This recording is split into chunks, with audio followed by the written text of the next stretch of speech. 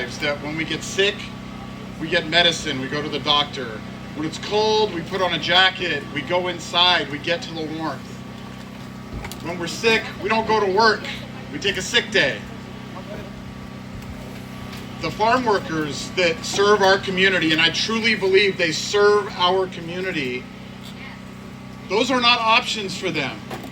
They get up every day and they go out into weather, sometimes beautiful weather. We live in a beautiful community, but often weather just like this. And they toil in the land to care for their families, to provide for their families, to provide food, healthy food for all of us, that all of us are blessed with.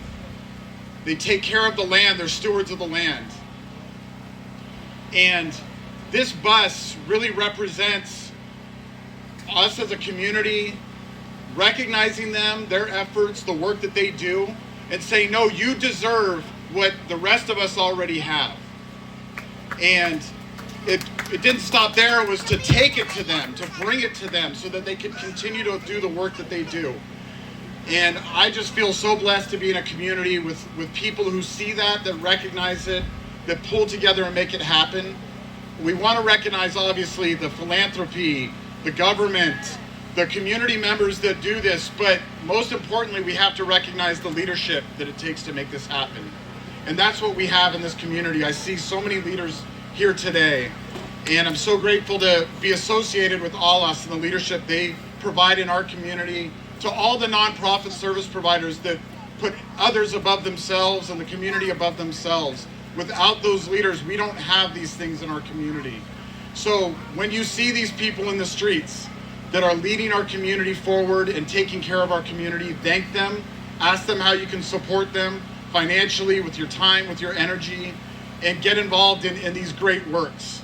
That's all I'm going to share today. I'm just so grateful to be here. Thank you all for coming out and braving this weather. There's a saying, you need to walk in another man's shoes, another woman's shoes.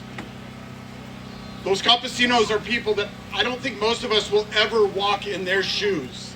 It's too hard. For most of us, it is too hard. But at least we can show them love and support and the respect that they deserve. So thank you.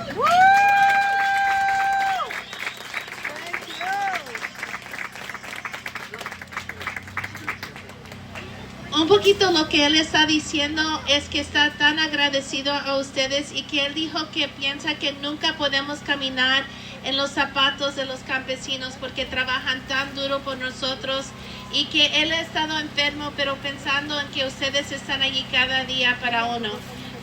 So gracias. And I want to remind everyone we have hot chocolate and coffee if you need it in a little bit. Matthew, I also want to say that we are able to be good leaders because you believe in us. And you've always believed in us, and I want to say thank you. Matthew ha creído en nosotros y por eso podemos hacer el trabajo que él hace. Es por eso que cerramos la calle hoy. Un aplauso a Matthew. I really can't add much after that. I totally agree with Matthew. I'm honored that we have such a wonderful, sensitive city manager now in Half Moon Bay. I do want to say I am very grateful and honored to be able to celebrate with you. And I was thinking about the good news that we've had the last 3 years. You know, COVID was bad news, but the good news in our community, most of it has come out of the work of ALAS. You know, I don't think you can deny that. Yeah. I can't even begin to list all the things, but you have wonderful leadership, and we've made such incredible progress. And I was very honored to be at the first meeting of the Farm Worker Advisory Commission as well. So good things happening with the farm worker community. We hope to have more good news for you all and to do more for you.